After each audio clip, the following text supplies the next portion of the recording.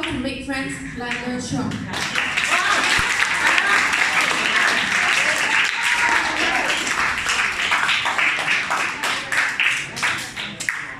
Good morning, teachers and my fellow friends. I believe that everyone has their own friends. Friends are important for me.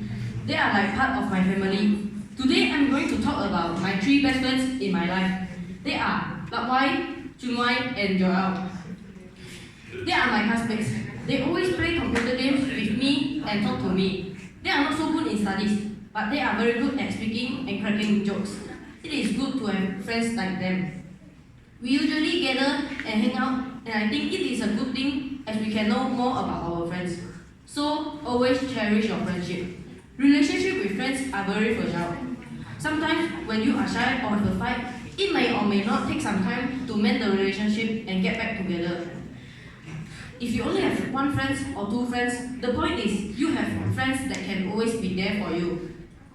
A good friend is a person that can be there. A good friend is a person that can know you well and be honest to you. Well, of course, you have to know him or her well too. So, all I like to say is, friendship isn't who you know him or her, or it's about who walk into your life and say, I am here for you. Thank you.